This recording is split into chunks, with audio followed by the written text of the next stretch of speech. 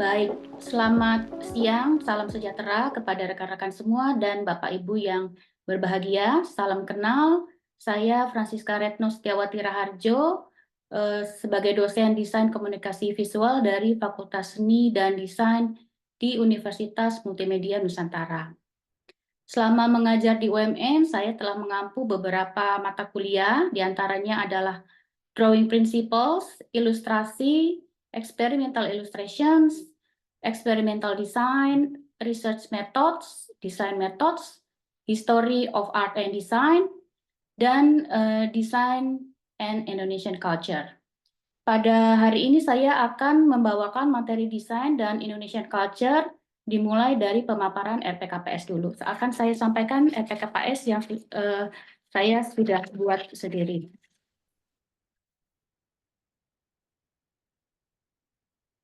Baik, apabila sudah cukup terlihat, ini adalah RPKPS dan modul perkuliahan untuk mata kuliah Design and Indonesian Culture. RPKPS sendiri adalah kepanjangan dari rencana program, kegiatan, dan pembelajaran semester Universitas Multimedia Nusantara. Design and Indonesian Culture adalah mata kuliah wajib yang harus diambil oleh mahasiswa semester 2. Oleh karena itu kode mata kuliahnya adalah DKV 212. Saya sebagai dosen koordinator dan bersama-sama dengan tim dosen lain mengampu mata kuliah ini. RPKPS ini sudah disetujui pula oleh Kaprodi kami Ibu Fonita dan ex officio Desain Komunikasi Visual kami Pak Atreza Brahma. Adapun rencana program kegiatan pembelajaran semester yang sudah kami rancang untuk mata kuliah Design and Indonesian Culture adalah sebagai berikut. Deskripsi mata kuliahnya adalah mata kuliah ini membekali mahasiswa dengan kemampuan untuk menjelaskan setiap pembelajaran budaya desain komunikasi visual Indonesia. Mahasiswa dapat menjelaskan apa saja perjalanan desain komunikasi visual dalam setiap periodisasi waktu. Mahasiswa dibekali untuk menjelaskan tujuan dan karakter dari masing-masing periode dan mampu menganalisis menganalisis pengaruh kebudayaan dari dalam dan luar negeri yang turut mempengaruhi lahirnya setiap periodisasi perkembangan desain komunikasi visual di Indonesia. Untuk capaian pembelajaran atau learning outcome dari mata kuliah ini, yang pertama adalah CPL pada level KKNI 6 atau CPLD. Mahasiswa mampu mengeksplorasi konsep desain dengan pemanfaatan ICT. Kemudian yang kedua yaitu capaian pembelajaran mata kuliah atau CPMK. Setelah lulus dari mata kuliah ini, iptek dan teori dapat digunakan pada profesi desainer grafis di tingkat madya dengan kompetensi yaitu CPLD, yaitu CPMK 1. Mahasiswa mampu mengeksplorasi kognitif 4, karakteristik kebudayaan khas Nusantara. Kemudian lanjut ke dalam sub capaian pembelajaran mata kuliah atau sub CPMK yang dielaborasi lagi dari CPMK 1, yaitu sub CPMK 1, sub CPMK 2, dan sub CPMK 3. Sub CPMK 1, mahasiswa mampu menjelaskan kognitif 2 atau C2, konsep desain komunikasi visual terkait budaya Indonesia hingga era kontemporer. Kemudian untuk sub CPMK 2, mahasiswa mampu menemukan kognitif 3 atau C3, karakteristik kebudayaan khas Nusantara. Kemudian sub CPMK 3, mahasiswa mampu menganalisis atau C4, kaitan budaya khas Nusantara dengan kebudayaan luar. Kemudian selama 14 kali pertemuan, ada tema-tema pembelajaran topik yang tersusun, diantaranya yang pertama di minggu pertama adalah pendahuluan desain grafis sebagai alat komunikasi visual. Yang kedua adalah kebudayaan sungai, yaitu kebudayaan Mesir dan Mesopotamia. Yang ketiga, kebudayaan Cina dan India. Yang keempat, kebudayaan Nusantara, saling silang budaya. Di pertemuan kelima ada jalur perdagangan Nusantara dengan India. Di pertemuan keenam ada jalur rempah di timur, masuknya pedagang Eropa dan berkembangnya profesi ilustrator botani. Di pertemuan ke-7 seni rupa abad 20, yaitu era kolonialisme. Kemudian di pertemuan ke-8 desain grafis Hindia Belanda zaman kolonial. Di pertemuan ke-9 fungsi seni era Perang Dunia Kedua yang mengelaborasi seni dan aktivisme. Kemudian di pertemuan ke-10 ada gerakan realisme sosial di Indonesia, yang ke-11 ada perkembangan desain grafis internasional, kemudian yang ke-12 gerakan seni global dan pengaruhnya di Indonesia. Pertemuan ke-13 mulai mengarah ke seni dan desain kontemporer, diawali dengan perkembangan desain grafis ke desain komunikasi visual, kemudian seni dan desain kontemporer Indonesia itu sendiri sebagai perkembangan seni dan desain yang sudah mengalami hibriditas. Oke, kemudian lanjut evaluasi yang direncanakan. Mahasiswa diwajibkan hadir tepat waktu lewat batas waktu. Mahasiswa boleh mengikuti perkuliahan tapi tetap dianggap tidak hadir. Tugas kedua 6%, tugas ketiga 9%, tugas keempat 9%. Kemudian untuk ujian itu sendiri dibagi 2 dari 30% menjadi soal nomor 1 15%, soal nomor 2 15%, dan untuk UAS-nya dengan bobot yang paling tinggi, soal nomor 1 20%, soal nomor 2 20%. Lanjut, di bawah ini adalah bahan sumber informasi dan referensi yang kami gunakan.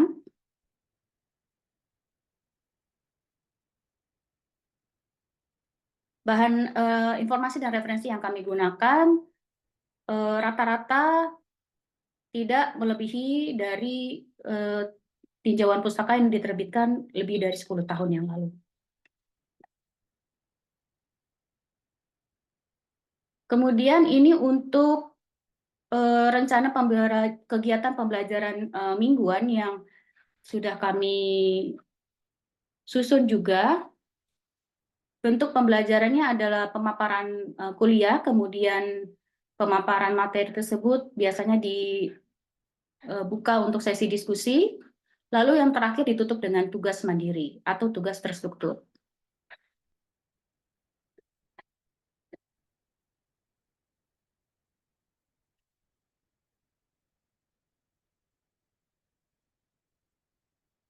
Baik, saya akan terus memaparkan penjabaran dari materi 14 kali pertemuan Design and Indonesian Culture. Di sini dijelaskan beberapa cuplikannya, seperti contoh di pertemuan kelima, jalur perdagangan Nusantara dengan India, yang kami lanjut ke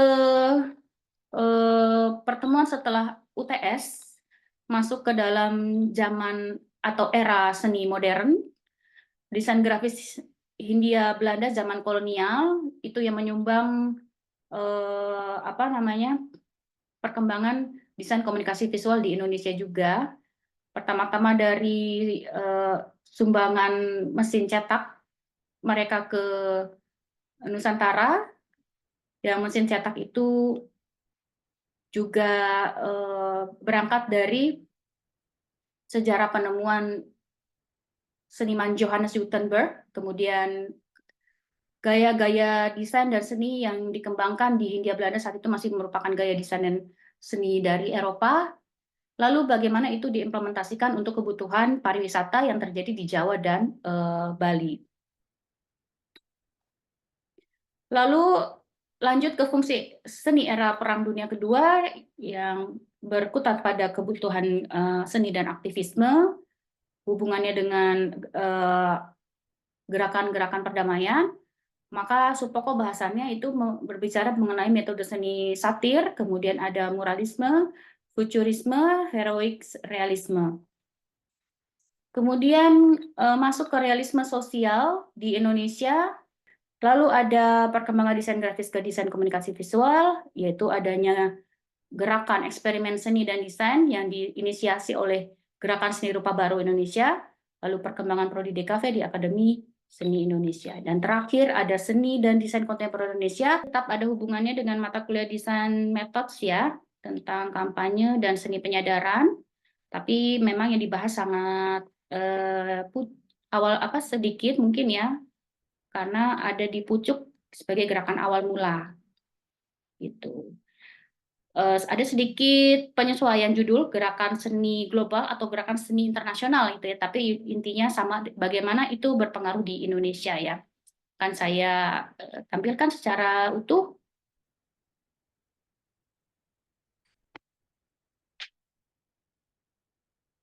Oke, kita mulai gerakan seni internasional dan pengaruhnya di Indonesia. Ini gerakan seni internasional perlu kita pahami mengenai fenomena yang ada di Eropa terlebih dahulu ya, karena apa yang terjadi di Indonesia tidak pernah lepas dari apa yang terjadi di dunia barat atau di Eropa. Pastinya karena perkembangan zaman, teknologi, dan juga warisan sejarah bagaimana kita adalah bagian dari kolonialisme. Jadi pada abad ke-14 sampai ke-17, sejak berkembangnya era Renaissance dan semakin menguatnya abad pencerahan, itu muncul yang dinamakan kultur tinggi atau kelahiran high culture di Eropa. Hal-hal yang dianggap estetika dan indah pada saat itu hal-hal yang bersifat serius dan imanen.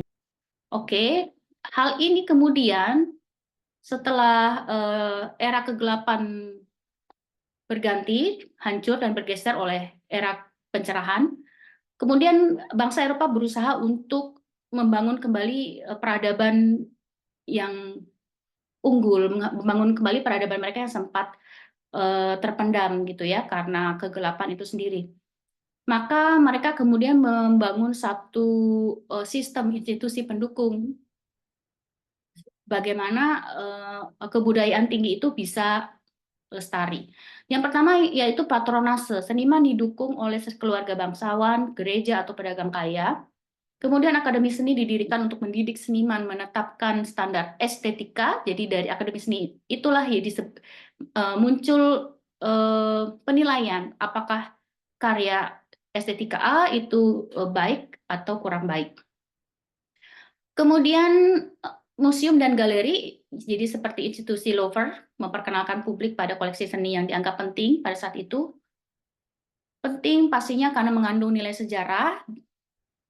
Kemudian yang kedua menjadi simbol status, mengkoleksi atau mensponsori seni tinggi menunjukkan kekayaan dan kecanggihan intelektual. Nah, disinilah kemudian terjadi secara niscaya pemisahan budaya. Ada yang membedakan seni tinggi atau budaya tinggi atau high culture dengan budaya populer atau yang dianggap dengan low culture. Begitu. Kemudian di dalam seni dan budaya tinggi ini bagaimana produksi dan konsumsinya. Pertama, mereka juga menyelenggarakan budaya seni lelang. Lelang seni pertama kali tercatat di Belanda pada abad ke-17 saat seni menjadi komoditas di pasar terbuka dan didorong oleh kapitalisme awal dan berkembangnya pasar seni. Fungsi lelang dalam dunia seni yaitu menentukan harga pasar dan nilai investasi karya seni. Yang kedua, menjadikan tempat pertarungan prestis antar kolektor, menyewakan akses terbuka untuk membeli karya seni publik, bukan hanya untuk bangsawan. Yang ketiga, kemudian dampak terhadap dunia seni, dia membentuk selera dan tren artistik berdasarkan apa yang laku di pasar. Kadang-kadang ini memperkuat ketidaksetaraan budaya antara orang kaya yang mampu mengakses karya seni besar dengan orang yang kurang mampu. Seperti ini. Nah, karena ada ketimpangan antara seni tinggi dan seni rendah itu, ya merepresentasikan antara golongan masyarakat borjuis dengan golongan masyarakat akar rumput gitu ya, atau dianggap masyarakat miskin, itu kemudian muncul dari ranah seniman gerakan dada atau dadaisme. Filosofi dan tujuan dari gerakan dada ini. Yang pertama sebenarnya dada itu pro terhadap kaum miskin ya atau kaum proletarian, yaitu dia anti kebudayaan high culture.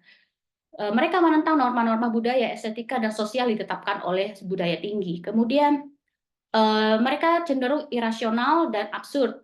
Mereka mengedepankan ketidakteraturan, kebetulan, dan humor atau parodi ini. Jadi humor dan parodi ini juga sampai sekarang warisannya masih dapat kita rasakan pada karya-karya desain komunikasi visual ya teman-teman. Lalu protes politik dan sosial menolak struktur sosial yang dianggap telah menyebabkan perang begitu. Nah, di sini juga ada kontribusi Dada. Yang pertama, kontribusi Dada konteksnya untuk seni rupa tinggi itu sendiri. Jadi mereka berangkat dari akar rumput, tapi mereka memberi pengaruh ke seni rupa tinggi. Ya, yang pertama, mereka memberi dasar bagi paham seni lukis surrealisme, kemudian paham seni rupa pertunjukan atau performance art, yaitu Fluxus, dari paham seni populer atau pop art, dan seni konseptual yang biasanya dikerjakan dengan menggunakan instalasi. Bauhaus Ballet Theater, kita tahu Bauhaus sendiri adalah sekolah desain yang lahir pada tahun 1914, berangkat dari disiplin ilmu arsitektur dan interior, tapi dipengaruhi oleh para pengajar seniman-seniman lukis the still gitu. Oke, contoh berikutnya ada karyanya Yoko Ono menggunakan bagaimana kita menikmatinya dengan menggunakan dokumentasi video performance art. Beliau menantang audiens ya untuk menggunting serpihan dari pakaiannya, menggunting pakaiannya menjadi serpihan gitu ya, dan mencari tahu sampai di mana level kemanusiaan masyarakat gitu ya, melihat seorang perempuan dipertontonkan di sebuah teater dengan keadaan setengah telanjang begitu. Kemudian ada juga pakaian Ultraman yang terinspirasi dari Dada, ini dari dunia film. Superhero Jepang itu terinspirasi oleh Dada, jadi disebutnya Ultraman Dada Alien 1923. Kemudian ada karya Marcel Duchamp juga di sini. Marcel Duchamp menggunakan karya satir dan parodikal gitu ya, yang paling terkenal sampai hari ini. Judulnya adalah Fontaine tahun 1917, yaitu sebuah urinoir yang diberi tanda air mat. Dia menantang konvensi seni dan membuka debat tentang apa yang dapat dianggap sebagai seni begitu ya. Yang kemudian juga ada Pablo Picasso mengapropriasikan bentuk-bentuk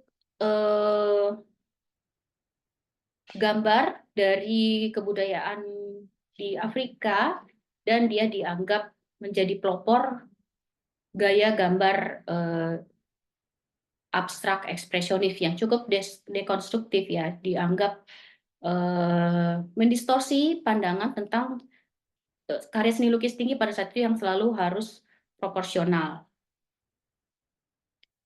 Oke, kemudian ada high art versus low art. Jadi high art versus low art adalah kategori yang sering digunakan oleh Barat. Memang terjadinya di Barat, tapi sedikit banyak ada juga bocoran gitu ya, ada warisan juga yang terdampak di Indonesia. Mereka menggunakan untuk membedakan bentuk seni berdasarkan status sosial, kompleksitas, dan penerimaannya dalam masyarakat. Sedangkan low art sering dianggap sebagai karya-karya yang lebih populer, kemudian lebih ringan, dapat ditemukan dalam kehidupan sehari-hari dan ditujukan bagi audiens yang lebih luas. Contoh karya low art itu adalah seni komik, film populer, musik pop, dan seni grafis, karena satu karya bisa diproduksi puluhan hingga ratusan kali dan dianggap hilang eksklusivitasnya oleh para pengagum budaya tinggi tersebut. Juga klaim seni avant-garde gitu. Akhirnya solusinya bagaimana tetap kita bisa menilai suatu karya itu berhasil atau tidak tuh dari segi kepeloporannya, kejeniusannya, kecanggihannya, maka muncul juga istilah klaim seni avant-garde. Klaim seni avant-garde merujuk pada karya seni yang berada di garis depan inovasi, eksperimen, dan pembaruan dalam dunia seni. Kembali mengenai protes sosial dan politik yang saat itu diakomodasi oleh para seniman-seniman avant-garde. Kemudian oleh sebab itu muncul banyak gerakan dan aliran, tadi sudah disebutkan itu dadaisme, futurisme, kubisme, surrealisme, konstruktivisme, dan lain sebagainya. Dan tujuan mereka hadir adalah untuk mengguncang dan menantang salah satu tujuan utama seni avant-garde, tentang persepsi dan pemahaman tradisional akan seni, begitu ya. Seniman avant-garde berusaha mengajak audiens untuk berpikir lebih kritis tentang dunia sekitar mereka dan memperluas batas-batas konvensional dalam Menggunakan berkreasi. sesuatu yang populer sebagai tema atau konsep yang digunakan dalam karyanya. Banyak yang mengira bahwa pop art adalah seni yang populer, karena pop sendiri dalam nama aliran ini berasal dari kata populer. Padahal bukan karyanya yang populer, melainkan subjek yang diangkatnya itu yang populer. Sebagai contoh, kayak Marilyn Monroe, Presiden Jokowi, Bob Marley, dan tokoh-tokoh populer lainnya sering menjadi subjek dalam tema lukisan pop art ini. Selain itu, pop art juga banyak menggunakan benda-benda yang biasanya kita temui setiap hari dan dianggap terlalu biasa untuk dilukis. Seperti contohnya makanan kaleng, mie instan, hingga produk rumah tangga lainnya. Sekarang saya akan menjelaskan tentang latar belakang dari pop art. Pop art ini pertama kali dikenalkan oleh Lawrence Alloway, pria kelahiran Inggris yang juga seorang kurator asal Museum Guggenheim. Katanya, kata pop digunakan untuk menyatakan suatu pengertian luas, yaitu sikap seniman yang kembali pada kultur massa. Sikap tersebut adalah suatu penolakan terhadap snobisme atau kata lainnya angkuh dan adiluhung di dalam seni dan anggapan bahwa semua yang nyata dan ada seperti barang sehari-hari atau bahkan iklan seharusnya menjadi seni, bukan hal-hal eksklusif saja seperti keramik mahal atau wanita dengan busana mewah. Jadi sekarang kita akan membahas tentang ciri-ciri dari aliran seni pop art. Nah, seperti yang telah dijelaskan oleh teman-teman kita sebelumnya, pop art ini mengambil tema populer atau benda keseharian yang sering dipakai sebagai objek yang nantinya akan dijadikan karya. Terus, aliran seni pop art ini yang berasal dari Inggris ini pun berkembang di berbagai belahan dunia, terkecuali Amerika Serikat, di mana di sana karya seni beraliran pop art lebih dikenal dengan warna-warna yang bold dan mentereng. Seperti yang bisa dilihat di ketiga lukisan ini, warna-warnanya ngejreng ya teman-teman. Seniman. Bisa dibilang bakat seni Warhol turun dari ibunya. Karena waktu Warhol umur 8 tahun, dia pernah sakit syaraf dan harus istirahat di tempat tidur selama beberapa bulan. Jadi saat beberapa bulan itu, untuk ngisi waktu sambil jaga, ibunya sekalian ngajarin Warhol gambar. Jadi sejak saat itu Warhol jadi hobi gambar. Setelah beberapa tahun, Warhol mengambil kursus gratis yang ditawarkan Institut Carnegie di Pittsburgh. Akhirnya Warhol juga berkuliah di kampus itu. Setelah beberapa tahun, akhirnya si Warhol itu lulus dari Institut Carnegie. Warhol memutuskan untuk hijrah ke New York dan mengejar cita-citanya menjadi seniman komersial. Di saat inilah, dia mengganti namanya dari Andrew Warhol menjadi Andy Warhol. Roy Lichtenstein, salah satu tokoh yang paling menonjol di pop art di Amerika Serikat, lahir pada 27 Oktober 1923 dan dibesarkan di New York. Roy Lichtenstein adalah anak tertua dari keluarga Yahudi kelas menengah ke atas. Lichtenstein menemukan cintanya terhadap seni di sekolah. Pada September 1940, Lichtenstein masuk Ohio State University, di mana ia belajar seni, dan akhirnya lulus pada tahun 1949. Lichtenstein memiliki pertunjukan solo pertamanya di New York pada tahun 1951, dan tahun 1961, Roy Lichtenstein memproduksi lukisan pop art pertamanya. Dia memasukkan gaya komik dengan Binday Dots.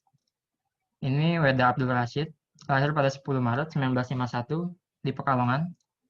Jadi Weda adalah seniman grafis Indonesia. Jadi dia sebenarnya pop art-nya tuh agak beda dari dua orang sebelumnya. Dia bikin style sendiri, namanya Weda's Pop Art. Dan biasanya sih disingkat jadi WPAP. WPAP lumayan terkenal juga di luar, makanya atas jasanya itu dia dijulukin sebagai Bapak Ilustrasi Indonesia. Selanjutnya itu ada karya Andy Warhol, karyanya berjudul Marilyn Monroe. Seperti yang dikatakan sebelumnya, pop art itu kan lebih ke menggambar produk-produk hal atau orang-orang yang populer. Nah, jadi di sini karya Andy Warhol yang paling terkenal itu adalah karyanya yang berjudul Marilyn Monroe. Ini dia gambar Marilyn Monroe itu 2 minggu setelah kematian Marilyn Monroe, yaitu pada tahun 1962 bulan Agustus.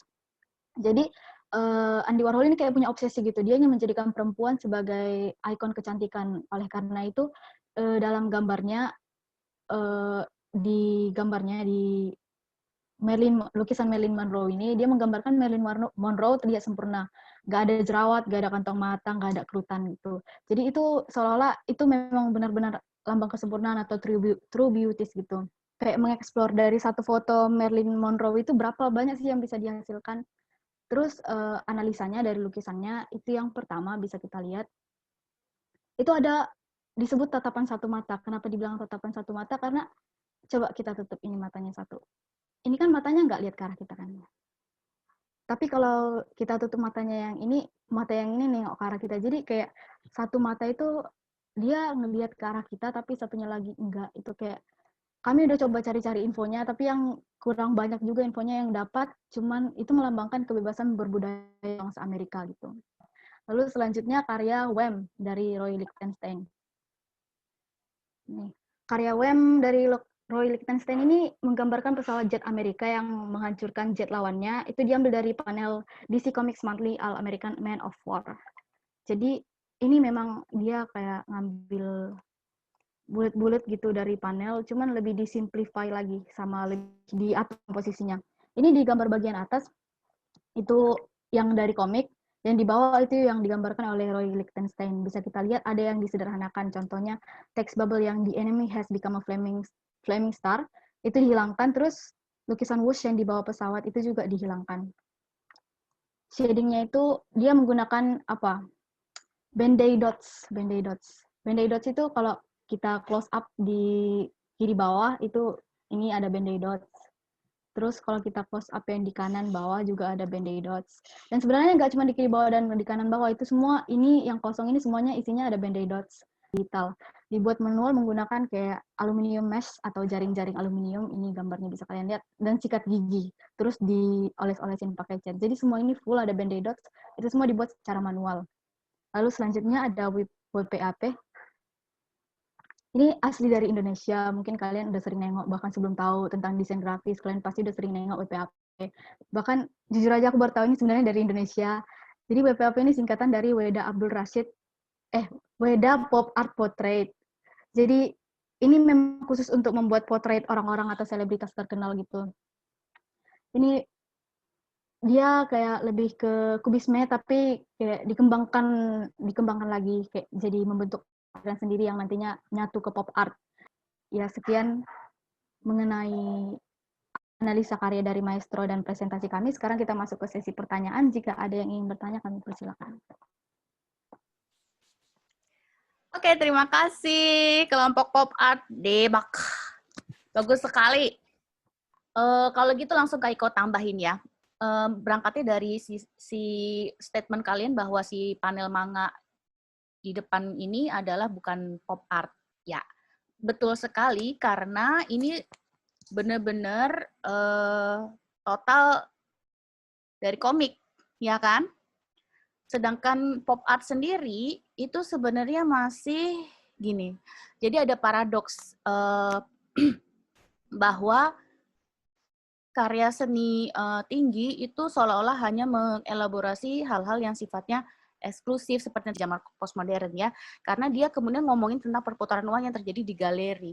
Sehingga karya ini, misalnya kalian melakukan metode yang sama seperti Bapak Roy tadi ya, dengan keberanian bahwa gue berani dengan gagasan gue berani dengan misalnya lembaga hukum di belakang gue, siapapun yang nuntut maju gitu ya. Dengan keberanian tersebut kalian bisa mengklaim metode yang kalian pakai adalah metode apropriasi. Apropriasi itu berbeda dengan plagiarisme. Jadi lihat juga Roy Lichtenstein itu berbeda, dia menyederhanakan gambar yang ada di komik, kemudian metodenya bahkan dibalik, yang tadinya serba digitalisasi jadi serba manual, tapi seolah-olah ingin mengimitasi yang sudah dihasilkan oleh gambar digital. Seperti itu. Oke, jadi kata kuncinya tadi adalah si apropriasi itu.